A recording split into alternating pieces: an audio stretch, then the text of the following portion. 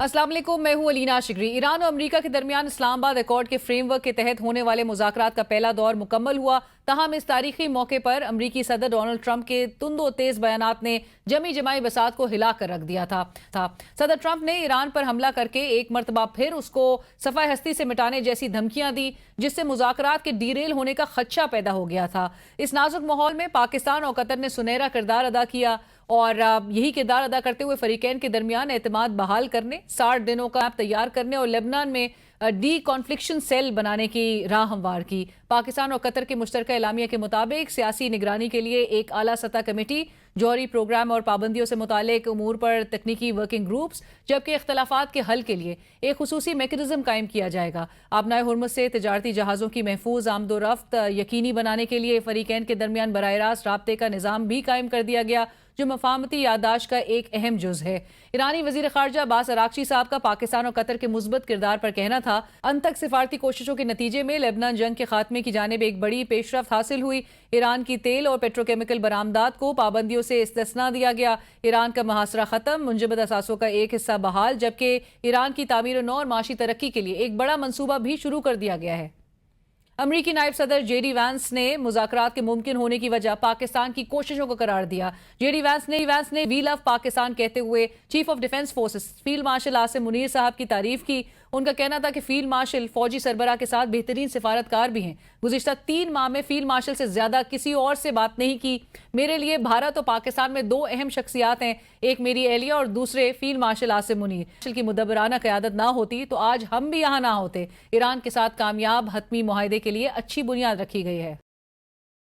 ईरानी सदर मसूद पेज़ेश्कियान साहब कल एक रोज़ा दौरे पर पाकिस्तान आ रहे हैं। खित्ते के दीगर ममालिक पाकिस्तान की अमन के लिए कोशिशों की तारीफ कर रहे हैं। दुनिया भर के ज़राए इब्लाग पाकिस्तान की कामयाब सालसी की मिसालें दे रहे हैं, मगर हमारे पड़ोसी को अमन हजम नहीं हो रहा और गोदी मीडिया किसियानी बिल्ली खंबा नोचे की कैफियत है। Joining us now from Lucerne Switzerland, bureau chief Asia one news, Anas Malik साहब। अनस साहब, अस्सलाम वालेकुम, thank you for joining us.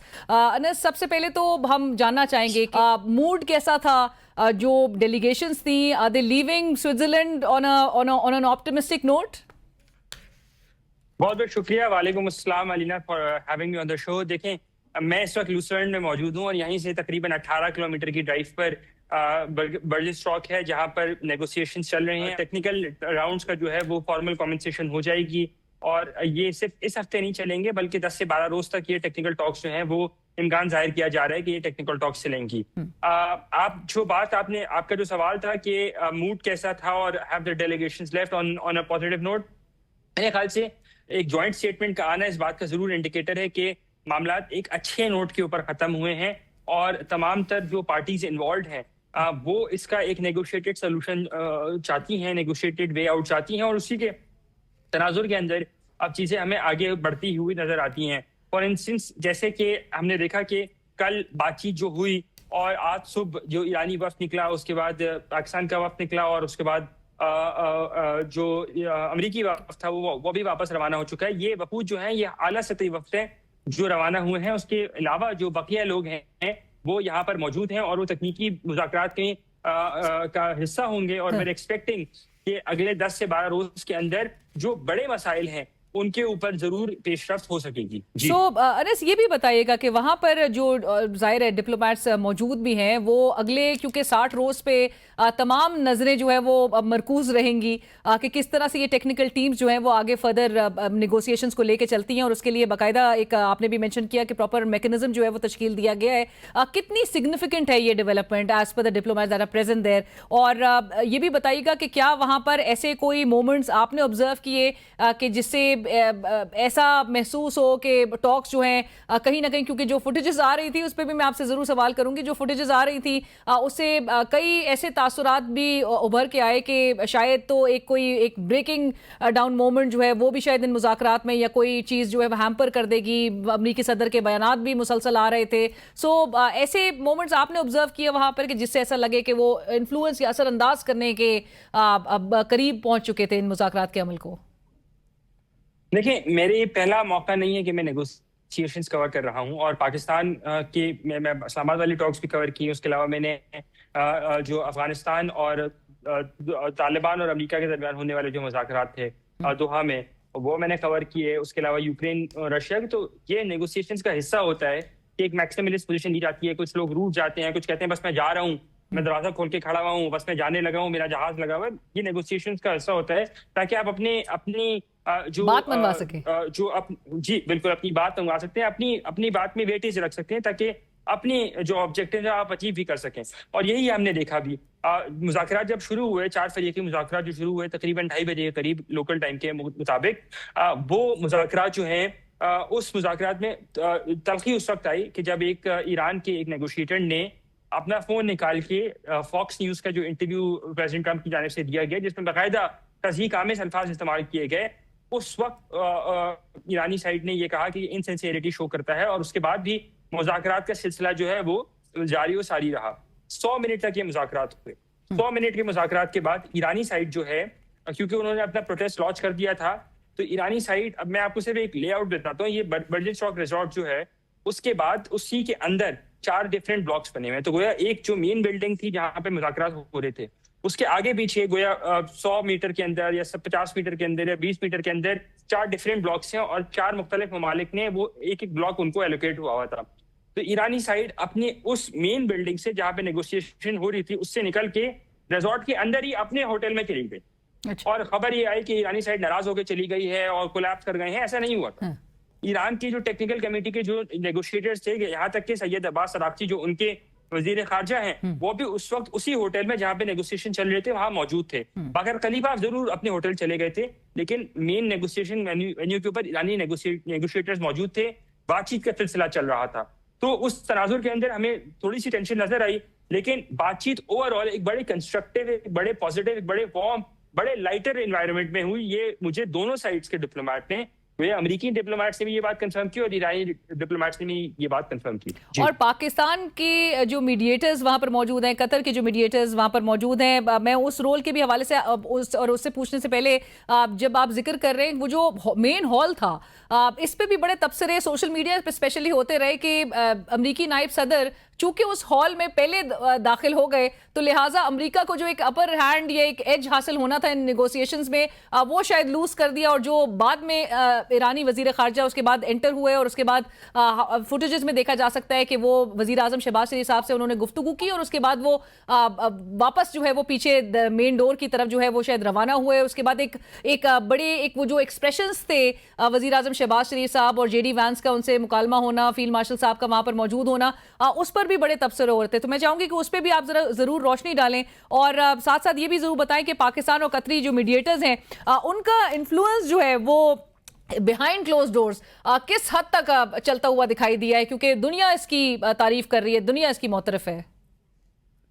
देखिए, पहले तो मैं आपको उस सवाल का जवाब दे दूं, जो वीडियो जिसकी आप रेफर कर रही हैं, हुआ कुछ यूं था कि ये क्वाड्रिलैटरल मीटिंग थी। उससे पहले एक फैमिली फोटो होनी थी। क्वाड्रिलैटरल मीटिंग तकरीबन 1:30 बजे मकामी वक्त के मुताबिक शुरू होनी थी। ये 2 सवा 2 बजे के करीब जाके शुरू हुई और उससे पहले 1 बजे के करीब जो है एक फैमिली फोटो रखा गया था। गोया दोनों फरीकैन, अमेरिका और ईरान, और दोनों सालसीन जो कि गोया पाकिस्तान और कतर और सहूलतकार भी, वो इस फैमिली फोटो के अंदर मौजूद होंगे। ईरानी साइड ने ये बात जो है वो कन्वे की कि वो ऐसे किसी पॉइंट का हिस्सा नहीं होंगे जहां पर पब्लिकली किसी इवेंट के अंदर आया जाए। पब्लिकली वो मिनाब में जो होने वाले कत्लेआम था 168 बच्चियों का, उनके कातलों के साथ बैठे हैं। अच्छा, उसके बाद क्योंकि पाकिस्तान इसको होस्ट कर रहा था, लेकिन ये बर्गनस्टॉक रिजॉर्ट जो है कतर की मिल्कियत है, तो बर्गनस्टॉक रिजॉर्ट में के अंदर जो कन्वे ये किया गया कि ईरानी साइड को ये बता दिया गया है कि मीडिया वहां मौजूद होगा। तो इम्प्रेशन ये मिला कि शायद ईरान भी इसके ऊपर ओके है, कंफर्टेबल है। तीनों जो फरीक वो आ गए, दोनों सालसीन और एक फरीक आ गए। गोया अमेरिका और कतर के वजीर आजम, अमेरिका के नायब सदर और पाकिस्तान के वजीर आजम आ गए। पाकिस्तान के वजीर आजम ने इसको मॉडरेट करना था। जब ये लोग आ गए तो उसके बाद पता चला, उसके बाद सैयद अब्बास अराक्ची आए जो कि डेप्यूटी नेगोशिएटर, डेप्यूटी लीड है नेगोशिएटिंग टीम के, और उन्होंने आके ये बात कन्वे की कि वो मीडिया की मौजूदगी में ऐसे किसी फोटो ऑप्स का हिस्सा नहीं बनेंगे। जब ये बात उन्होंने कन्वे की तो नेचुरली एक थोड़ी परेशानी सी हुई और फौरन ही मोहसिन नकवी जो कि सीधे हाथ पे वजीर आजम के फौरन आगे बढ़े, वो फौरन आगे बढ़े और वो और टीपू उस्मान साहब जो चीफ ऑफ प्रोटोकॉल हैं वो दोनों साथ खड़े हुए। उसके बाद कोई बात हुई और मोहसिन नकवी साहब सैयद अब्बास अराक्ची के साथ चले गए। उसके बाद वो हमने देखा कि वो स्पीचेस हुई और स्पीचेस के बाद हमें उस कमरे से बाहर निकाल दिया गया। बड़ा लिमिटेड प्रेस था वहां पे, और उसके बाद हमें एक जगह खड़ा किया गया जहाँ पे रास्ते से हमें देखा गया कि ईरानी टीम आ रही थी, और ईरानी टीम के साथ कौन आ रहा था? मोहसिन नकवी साहब आ रहे थे। तो मोहसिन नकवी साहब जो है वो ईरानी टीम को मना के लेके आए, और इस बात को फिर बावर करवाया गया कि ईरान साइड ने जो अपने कंसर्न्स थे, उनके कंसर्न्स को रखते हुए मीडिया बाहर रहा, और कोई तस्वीर, इस बात को इंश्योर किया गया कि कोई तस्वीर या कोई ऐसी चीज लीक ना हो कि जहां से इंप्रेशन मिले कि ईरानी side in the absence of, जब आयतुल्लाह अली खामनेई का जनाजा भी नहीं हुआ है, तो वो उनके कातिलों के साथ बैठी हुई हो या उनसे हाथ मिला रहे हैं। And that pretty much answers the second part of my question, जो कि पाकिस्तानी साइड की जो वो एक इन्फ्लुएंशियल जो हमारे मीडिएटर्स हैं, उनके इन्फ्लुएंस के हवाले से आपने खुद ही इसकी वजाहत करके और इसके हवाले से मजीद कॉन्टेक्स्ट बता के उसको एक्सप्लेन कर दिया। ये भी बताइएगा अनस कि इस वक्त जो है एक सबसे बड़े रिस्क के तौर पे जो है वो क्या देखा जा रहा है वहाँ पर अगले 60 रोज पे? जिस तरह हम बात भी कर रहे हैं कि इंपॉर्टेंट तो होगा, लेकिन नेक्स्ट राउंड ऑफ निगोशिएशंस के लिए बाकायदा सबसे बड़ा जो थ्रेट है या रिस्क है वो क्या टर्म किया जा रहा है, आइडेंटिफाई किया जा रहा है? एक ही चीज है, वो लेबनान का मसला है, और इसराइल की जानिब से बारहा की गई चीज फायर की खिलाफ वर्जियों का मसला है, और उसी को लेके कि जो डी कॉन्फ्लिक्ट मैकेनिज्म जो बनाया गया है, उसके ऊपर फोकस होगा कि किसी न किसी तरह ये मामला दोबारा एस्केलेट ना करे, और यही दोनों फरीकें चाहेंगे भी, और पाकिस्तान भी यही चाहता है, जिसकी वजह से अब हमने देखा है कि रिगार्डलेस के जो भी होगा, एक हाई लेवल कंसल्टेटिव मैकेनिज्म भी है, एक कमेटी है जो कि किसी भी तरह का जो कॉन्फ्लिक्ट हो गया उसकी कॉन्फ्लिक्ट रेजोल्यूशन के ऊपर फोकस करेगी, ताकि कोई मिसकम्युनिकेशन, मिस एडवेंचर दोनों साइडों से ना लिया जा सके। Right, thank you so much Anas Malik, बहुत शुक्रिया। प्रोग्राम में वक्त हुआ एक ब्रेक का, हमारे साथ रहिए। और इसी के साथ ही बढ़ते हैं, सीनियर दिफाई तज्जियाकार major general retired Zahid Mahmood sahab हमें ज्वाइन कर रहे हैं, जिनसे हम जानेंगे कि ये जो अब डिप्लोमेसी को हम कामयाब होते हुए देख रहे हैं after the cost of war which has been too high, इसी हवाले से गुफ्तगू होगी। अगले 60 रोज में क्या एक्सपेक्ट करना चाहिए? जनरल साहब अस्सलाम वालेकुम, thank you so much for joining us. General साहब, आप इस जॉइंट स्टेटमेंट को कैसे देखते हैं जो कतर और पाकिस्तान की जानिब से रिलीज हुई है, और इसमें एक 60 रोज के बाकायदा एक मुख्तलिफ वर्किंग ग्रुप्स और मेकनिज़म्स के हवाले से उसको तश्कील देने पर इत्तेफाक की तस्दीक की गई है? जी, thank you very much Alina for having me. जी, इसमें कोई शक नहीं है कि दोनों साइड्स जो हैं वो इस नतीजे पर पहुंची हैं कि एस्केलेशन ने या मिलिट्री एप्लीकेशन ने उनको चेकमेट नहीं दिया, वो कुडंट पॉलिसी कैप्चुलेशन भी नहीं करा सके, इम्पैक्ट भी नहीं करा सके, और मिस कैलकुलेशंस है अमेरिकन साइड पे, क्योंकि इजराइल की वजह से they were pushed into this war. This war was to happen, इसने होना तो था जी, क्योंकि जब इसराइल को यूरो कमांड से उठा के सेंटकॉम में लाया गया जनवरी 21 में, तो उस वक्त थोड़े से इशारे मिलते थे। फिर जेसीयूपी से बाहर जाना भी मुझे तो ऐसे लगता है कि वो deliberately American they went out of that, ताकि एक कासस ब्लैक क्रिएट किया जाए to wage a war in a way, क्योंकि वो जो यूरेनियम के जो लेवल पे चल। But anyways, this is history now. Good thing is कि एक मैकेनिज्म इस्टेब्लिश हुआ है, all because of the main articulator that is Pakistan. ये मीडिएटर ना होता अगर पाकिस्तान और दोनों के सिस्टम्स को, दोनों की और वॉर की अंडरस्टैंडिंग ना होती है। एक मुल्क है जिसको वॉर की अंडरस्टैंडिंग है कि वॉर के क्या असरात होते हैं, क्या उसके रिपरकशंस है। यही चीजें प्रेसिडेंट ट्रंप को जब लंच किया फील्ड मार्शल ने व्हाइट हाउस में, तो एग्जैक्टली अनफोल्ड किया कि दिस इज अ सिनेरियो अगर आपने ये गलती की ईरान के ऊपर अटैक करने वाली। और वैसे ही जब अनफोल्ड हुई चीजें, तो that's why president Trump is saying कि माय फेवरेट फील्ड मार्शल, क्योंकि फील्ड मार्शल तो सही बता रहा था, जो भी उनको चीजें बता रहे थे। उनकी अपनी unfortunately he was pushed into this by Netanyahu. Mossad के चीफ ने जब उनको सिचुएशन रूम में ब्रीफ किया, तो वो यही समझ रहे थे कि 4 दिन में जंग खत्म हो जाएगी। और मुज़ाकरात और एलामिये में अब एक जो मरकजी नुक्ता है जनरल साहब, वो लेबनान की सूरत हाल है, जिसके हवाले से अमेरिका और ईरान के दरमियान एक डी कॉन्फ्लिक्शन सेल भी स्टैब्लिश किया गया है, और ये एक अहम पेशरफ्त के तौर पे भी देखा जा रहा है। सो आपको क्या लग रहा है कि लेबनान का जो मसला है वो अब मुस्तकिल तौर पर हल हो जाएगा? चैलेंजिंग अलीदा, चैलेंजिंग रहेगा। It's not that very easy. देखिए ना, उसमें एक प्लेयर है जिसका नाम है Israel, which has expansionist designs, Jewish Zionism की एप्लीकेशन, expansionist designs है, Greater Israel Project is on, इसलिए तो वो जहां जहां पे उसने ऑल्टर किए हैं बाउंड्रीज को, जहां जहां पे उसने टेरिटोरियल इंटेग्रिटी को वायलेट किया किसी भी मुल्क की, वहां से वो वापस जाने को तैयार नहीं है। मेट भी गजा, सीरिया के अंदर देख ले, अभी लेबनान में उसने जो वेस्ट बैंक पे कब्जा किया और उसका नाम कर रहा है जी कि मैं इसको सिक्योरिटी जोन बनाऊंगा, they will try to protect it, इसी को मेंटेन रखे, तो इट विल रिमेन चैलेंजिंग। अब इशू ये है कि उधर हिजबुल्लाह को ले लें और इधर इजराइल को ले लें, ये दोनों अब स्ट्रेटेजिक पार्टनर हैं या स्ट्रेटेजिक बर्डन है ईरान और यूएस का, वो दुनिया देख रही है। Mostly people think in United state के ये जो इजराइल है ये पार्टनर के बजाय हमारे लिए बर्डन बन गया। इसकी वजह से हमने वॉर मिली, वॉर की वजह से इकोनॉमिक प्रेशर्स आए हैं। देखें ना, $4 से ज्यादा $5 के करीब पर गैलन प्राइसेस चली गई। अमेरिकन अवाम भी चीख उठे। That's why more than 70% people are not with the war. तो इसको अमेरिकन वॉर ही नहीं समझते। आज मुझसे कोई पूछ रहा था कि अमेरिकन ने क्या हासिल किया, मैंने कहा अमेरिका तब हासिल करता कि वो अमेरिकन ऑब्जेक्टिव्स के लिए अगर वॉर कर रहा होता। वो बेसिकली तो इजराइल को फैसिलिटेट करना चाह रहे थे या व्हाटएवर, राइट, इसलिए वो हासिल नहीं कर सकते। तो ये जरा लेबनान वाला चैलेंजिंग रहेगा, बट हाउएवर मैकेनिज्म अभी स्टैब्लिश हुआ है, ये जो डीकन्फ्लिक्शन सेल स्टैब्लिश हुआ है, देखते हैं कि ये कितना उसमें सक्सीड होता है। ईरान की पोजीशन जो है वो अमेरिका के मुकाबले में नजर आ रहा है आपको कि एक ज्यादा पोजीशन ऑफ स्ट्रेंथ के साथ वो आगे आए हैं? हुर्मस ने देखिए जहां तक स्ट्रेटेजिक उसका इम्पैक्ट आया है, Hormuz has played the key role. Iran का जो मिलिट्री रिस्पांस था वो तो ठीक है, हॉरिजॉन्टल एक्सपेंशन हुई, जो मिडिल ईस्टर्न कंट्रीज हैं, गल्फ कंट्रीज हैं, उनके ऊपर उन्होंने एक्सपेंशन की, उनको अटैक किया, लेकिन वहां से जो रिस्ट्रेंट हुआ वो बेसिकली तो पाकिस्तान की वजह से हुआ।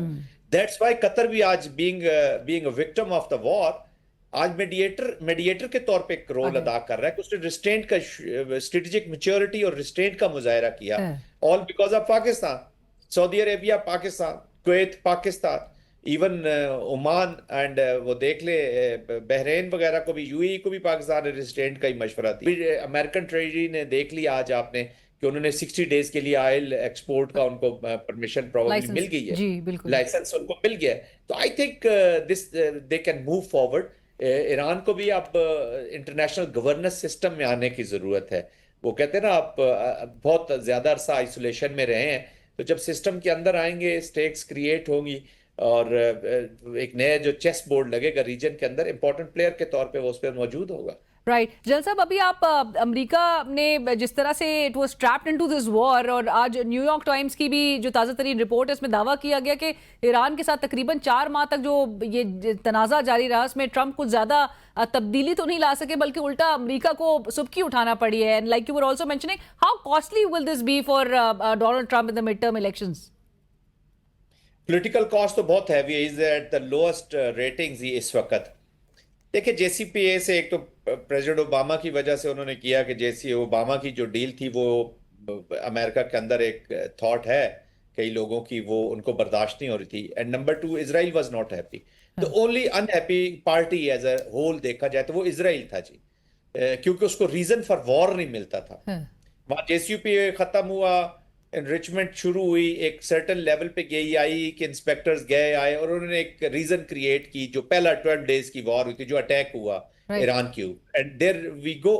तो वो और जो बिगेस्ट एनिमी है अलीना इजराइल का इस पूरे रीजन में, वो आपको पता है क्या है? वो है पीस।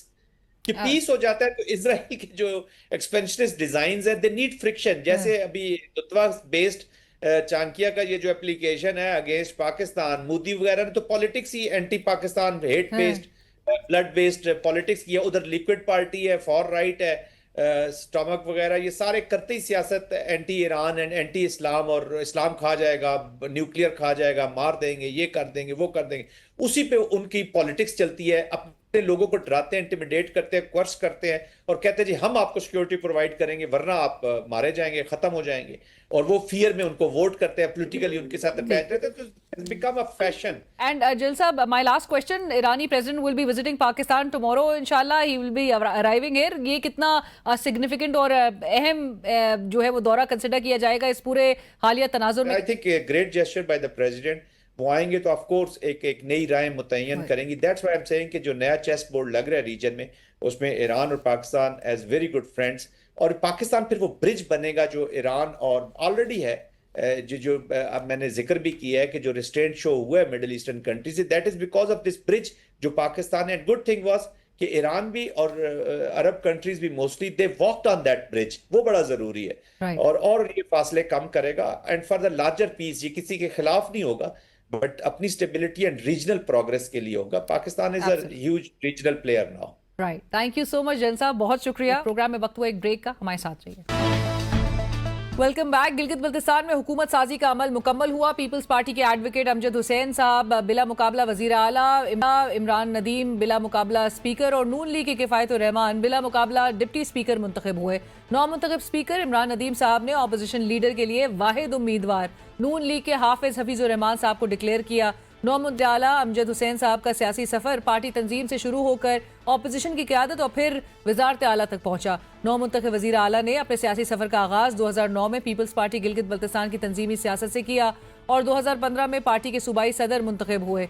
2020 के गिलगित बल्तिस्तान इंतखाबात में उन्होंने गिलगित और नगर की 2 नशस्तों से कामयाबी हासिल की और बादज़ां गिलगित की नशस्त को बरकरार रखा। उसी साल वजारत आला के उम्मीदवार बने, ताहम कामयाब ना हो सके और कायदे हस्ब इख्तिलाफ मुंतखब हुए और 2026 के इंतखाबात में गिलगित से कामयाबी हासिल की और वजीर आला मुंतखब होने में कामयाब रहे। अलबत्ता अब तक की डेवलपमेंट जाहिर करती है कि यहाँ भी आज़ाद कश्मीर में हुकूमत साजी वाला फॉर्मूला दोहराया जा रहा है। नून लीग ने वजीर आला के इंतखाब में अपना उम्मीदवार खड़ा ना करके हुकूमत बनाने के लिए हिमायत तो पीपल्स पार्टी की, लेकिन वो बैठेगी ऑपोजिशन में। आज जब हुकूमत साजी के लिए जोड़ तोड़ उरूज पर था तो ये खबरें गर्दिश करने लगी कि IPP ने अपने उम्मीदवार मैदान में उतारने का फैसला किया है। ताहम फिर चेयरमैन पीपल्स पार्टी बिलावल भुट्टो साहब ने IPP के सदर अब्दुल अलीम खान साहब से टेलीफोनिक राब्ता करके उनको हुकूमत में शमूलियत की दावत दी, जिसे उन्होंने कबूल किया और वजीर आला का बिला मुकाबला इंतखाब फिर मुमकिन हो सका। और नाज़रीन, इस वक्त प्रोग्राम में हमें ज्वाइन कर रहे हैं नौमुंतखब वजीर आला गिलगित बल्तिस्तान जनाब अमजद हुसैन साहब। अमजद साहब अस्सलाम वालेकुम, बहुत शुक्रिया प्रोग्राम में ज्वाइन करने के लिए और आपको सबसे पहले तो बहुत बहुत मुबारक हो। और ये भी पहली दफा देखा जा रहा है सर, डिप्टी स्पीकर नून लीग के, ऑपोजिशन लीडर नून लीग के, और इस वक्त हुकूमत में जो है वो आप होंगे। एक ऑलरेडी एक तासुर बन गया कि आपके लिए बहुत ज्यादा ऑपोजिशन की तरफ से एक टफ टाइम नहीं होगा। बहुत शुक्रिया अलीना मैडम। मतलब ये चूंकि गिलगित बल्तिस्तान की हिस्ट्री में ये पहली दफा हो रहा है कि एक ट्रांजिशन हो गई।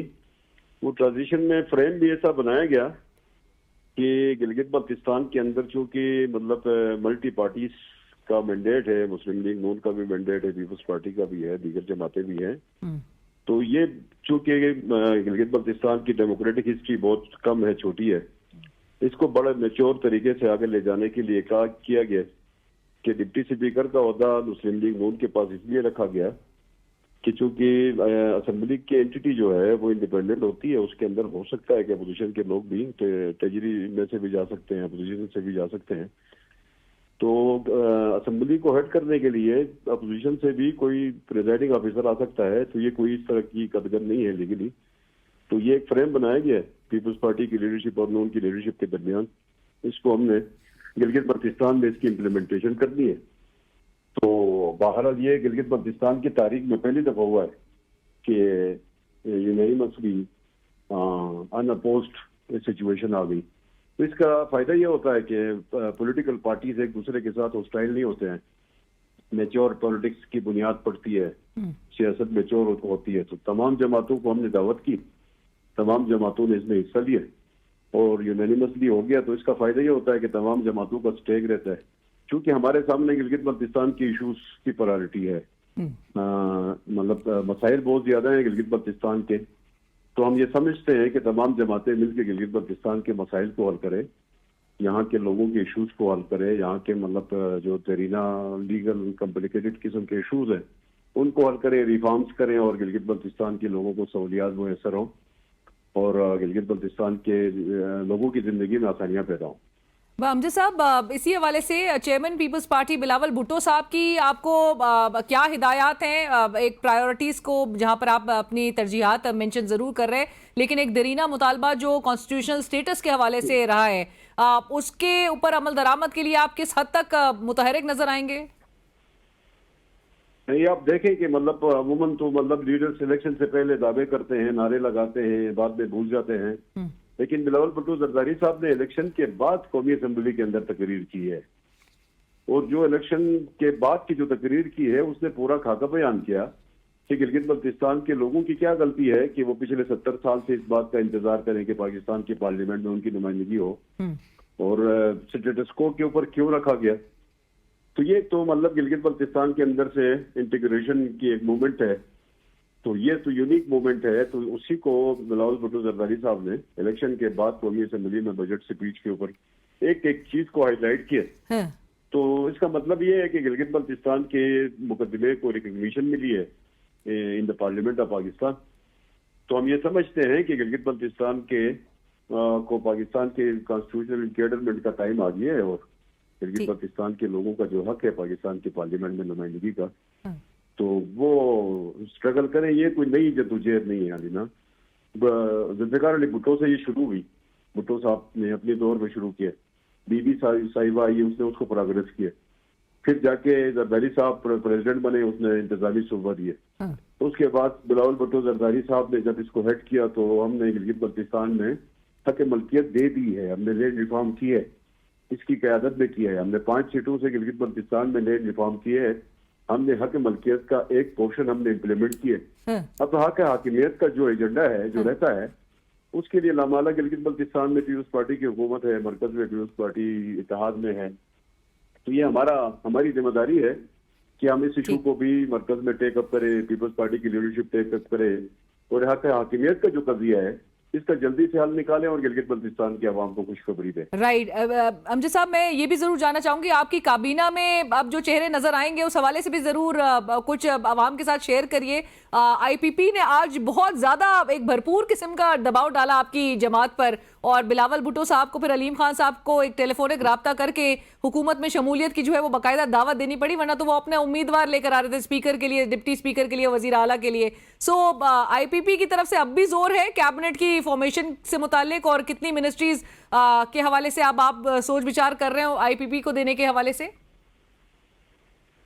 असल में वो भी पढ़े लिखे लड़के हैं, नए लोग हैं, बिल्कुल फ्रेश मैंडेट में हैं, मतलब टैलेंटेड हैं। हाँ, उनका किसी जमात में होने की बुनियाद पे या मतलब इंडिपेंडेंट जीतने की बुनियाद पे उनकी कंस्टिट्यूएंसीज को पीछे तो नहीं किया जा सकता है। तो ये कोई इस तरह का इशू नहीं था। हमारा उनके साथ बहुत पहले से यह बात तय हुई थी। अलीम खान साहब का की लिटिल बिट छोटी सी एक रिजर्वेशन थी और उस किसी हद तक उसका भी जवाब था, तो उसके लिए चेयरमैन साहब ने कॉल किया, तो ये छोटा सा इशू था, हल हो गया। तो मैं दोनों लीडरशिप को मुबारकबाद पेश करता हूँ, कोई इतना बड़ा मसला नहीं था। लेकिन अमजद साहब, आपके लिए ऐसा नहीं था। जी जी जी जी। सो अभी कैबिनेट में आपको वो चेहरे नजर आएंगे, अलबत्ता आपने जिस तरह से कहा नए लोग हैं, लेकिन वो आपकी कैबिनेट में उनको शामिल किया जाएगा? लामाला एक रेशो के हिसाब से उनके साथ हम चलना चाहेंगे कि उनका अपना एक रेशो है असेंबली में, उस रेशो के हिसाब से उनके पास भी अच्छी टीम है, तो हम किसी न किसी को उसके अंदर एडजस्ट करें और उसको लेके चले। तो वो कोई इतना बड़ा इशू नहीं है। वजारतों के हद तक चेयरमैन साहब का टेक पहले से था कि उसने इनकार नहीं किया था, लेकिन स्पीकरशिप का जो पोजीशन मांगी गई थी उसके ऊपर पीपल्स पार्टी की रिजर्वेशन शुरू दिन से थे। हम ये समझते हैं कि पीपल्स पार्टी को ऐवान चलाने के लिए उसका अपना स्पीकर की जरूरत थी, तो हम अपना स्पीकर जब तक ना लाते हम ऐवान कैसे चलाते।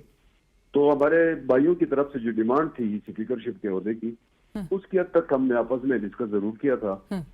तो उस पर मैं शुक्रिया अदा करता हूँ, लोगों ने इस बात से अपने इस पॉइंट को बैकअप किए, पर अमजद साहब, आखिर में जाते जाते ये जरूर बताइएगा कि आपके लिए क्या ये अचंभे की बात थी, एक सरप्राइज था कि आईपीपी, जिसको इलेक्शंस में लोगों ने वोट नहीं दिया, वो आजाद उम्मीदवार अचानक से आईपीपी में शामिल हो जाते हैं, और उसके बाद फिर जिस आईपीपी के सरबराह के हवाले से नदीम अफजल चंद साहब आपकी क़यादत की जानिब से बराह रास्त वो इलेक्शन मुहिम में इल्ज़ामात भी आयद किए गए कि उनकी वहाँ पर वुज़रा की मौजूदगी, उसके बाद फॉर्म 45 से मुतालिक जो आप लोग के तहफ़्फ़ुज़ात थे, उसके बाद ये जो एक हुकूमत का एक हिस्सा सेंटर में तो हम चूचू का एक मुरब्बा देखते हैं, लेकिन गिलगित बल्तिस्तान में ये फॉर्मूला आपको लगता है कि कहीं ना कहीं अवाम में भी इस हवाले से डेंट ज़रूर पहुँचेगा? मेरा नहीं ख्याल कि इस तरह का कोई इशू होगा, चूंकि मुस्लिम लीग नून के लिए पहले से ये बातें हुई कि वो अपोजिशन में बैठेगी, क्योंकि कश्मीर का तनाज़े जो इशू था उस बुनियाद पे एक सेंसिबल अपोजिशन को, मतलब एक पार्टी को अपोजिशन में रखना था, तो मुस्लिम लीग नून ने इसके ऊपर कुर्बानी भी दी और मुस्लिम लीग नून के हमारे दोस्त जो थे वो अपोजिशन में चले गए। तो उस सूरत हाल में फिर हुकूमत का निज़ाम भी चलाना है, तो इस पूरे सूरत हाल में आगे बढ़ने के लिए, निज़ाम चलाने के लिए, लोगों के इशूज को हल करने के लिए ये कोई मतलब इतना बड़ा कोई इशू नहीं था। ये मतलब वजारतों वाला मामला जो है वो बहुत पहले तय हुआ था, शुरू दिन से। लेकिन चूंकि कंफ्यूजन किसी और इशू पे थी जिसकी वजह से ये इतना मतलब एक लिंक हो गया, अदरवाइज कोई इतना बड़ा मसला नहीं था ये। राइट बहुत शुक्रिया अमजद साहब आपके वक्त का, थैंक यू सो मच। मैं गिलगित बल्तिस्तान से ज्वाइन करें सीनियर सहाफ़ी फ़हीम अख्तर साहब। फ़हीम साहब अस्सलाम वालेकुम, बहुत शुक्रिया प्रोग्राम में ज्वाइन करने के लिए। फ़हीम साहब बताइएगा आज का दिन किस हद तक एक हैपनिंग नजर आया गिलगित बल्तिस्तान के इलेक्शंस के तनाजुर में, कि जहां आज अब से कुछ देर पहले स्पीकर गिलगित बल्तिस्तान असेंबली इमरान नदीम साहब ने गिलगित बल्तिस्तान के सदर और जो साबिक वज़ीर आला गिलगित बल्तिस्तान हाफिज हफीज़ुर रहमान साहब, उनकी ऑपोजिशन जो लीडर के तौर पे जो उनका इंतखाब है वो भी डिक्लेयर कर दिया है बाकायदा। सो अब नून लीग ऑपोजिशन में होगी, पीपल्स पार्टी आईपीपी के साथ हुकूमत करेगी, और ऐसे में गिलगित बल्तिस्तान की आवाम के भी तासुरात के हवाले से बताइएगा आज क्या हुआ। बहुत बहुत शुक्रिया। जैसा कि आपको मालूम है कि जो फॉर्मेशन हो गई थी उसके अंदर बहुत ही ताखीर का शिकार हो गया था, और असेंबली का जो अरकान है उनकी नोटिफिकेशन भी नहीं हो रहे थे, तो बहुत सारा जो वक्त है वो तो इसी पे गुजर गया था। 7 तारीख को जीबी असेंबली के इंतखाबात हुए थे, और अब जाके उसका पहला इजलास जो है वो आज मुनक्किद हुआ है। हालांकि इसको इतवार के रोज बुलाया गया था, ताहम जो फॉर्मेशन के लिए कंसेंसस जो डेवलप करना चाह रहे थे वो डेवलप नहीं हो पा रहे थे। इसी बुनियाद पे इतवार के दिन भी इसको दोबारा मुलतवी करके आज के दिन इसको तलब कर लिया गया, और जो इजलास जारी था उससे थोड़ी देर कबल पाकिस्तान पीपल्स पार्टी और इस्तेहकाम पाकिस्तान पार्टी के दरमियान जो एक ताखीर का शिकार था या मामला इल्तवा का शिकार था, उसमें ब्रेक थ्रू आ गया, और दोनों पार्टियों के जो सदूर है या चेयरमैन है उन्होंने आपस में राब्ता करके बिलावल भुट्टो साहब और अलीम खान साहब के दरमियान जो गुफ्तगू हुई, सो आप कह रहे हैं उसने ही वो गेम चेंजर साबित हुई वो टेलीफोनिक कॉन्वर्सेशन। अब बुनियादी तौर पे आप देखें तो गिलगित बल्तिस्तान का जो इलेक्शन है इसको एक स्केल के तौर पे देखा जा रहा था पूरे पाकिस्तान के लिए, तो आपको इस बात से अंदाजा हो रहा होगा कि गिलगित बल्तिस्तान में 100% हिमायत वाली हुकूमत ही कायम करने की कोशिश की गई, क्योंकि पाकिस्तान मुस्लिम लीग नून को अगर अपोजिशन में बैठना था तो वो पीपल्स पार्टी की हिमायत किए बगैर भी अपोजिशन में रह सकती थी, और अपने जो उम्मीदवार हैं वो वज़ीर आला के लिए या स्पीकर के लिए वो लेके आ भी सकते थे। लेकिन उन्होंने डिप्टी स्पीकर का जो ओहदा है वो उन्होंने कबूल कर लिया, और उसके लिए फिर पाकिस्तान पीपल्स पार्टी और इस्तेहकाम पाकिस्तान ने अपने उम्मीदवार सामने नहीं लाया, जिसकी बुनियाद पे जो तासुर है वो ये है कि जो तमाम हुकूमती बड़ी पार्टियां हैं वो सारी के सारे मिल बैठ के इस वक्त जीबी में हुकूमत कर रहे हैं। अपोजिशन भी बड़ी हद तक फ्रेंडली, इसलिए जाहिर बात है नजर आएगी कि अपोजिशन ने वजीर आला गिलगित बल्तिस्तान के लिए इनका साथ दिया, और अपना तो जो उम्मीदवार है वो उन्होंने खड़ा ही नहीं कर दिया। तो जीबी असेंबली में अगर इस वक्त की जो सूरत हाल है जहां पे 30 अरकान ने आज हलफ लिया है, उनमें से मेरे ख्याल में सिर्फ दो अरकान असेंबली ऐसे हैं जो शायद ही मुस्तकबिल में या आने वाले दिनों में अपोजिशन का किरदार अदा कर सकेंगे। एक काजिम मेसम है जो MWM से जीते हैं, और दूसरा सुहेल अब्बास साहब है जो तहरीक इंसाफ की हिमायत याफ्ता है।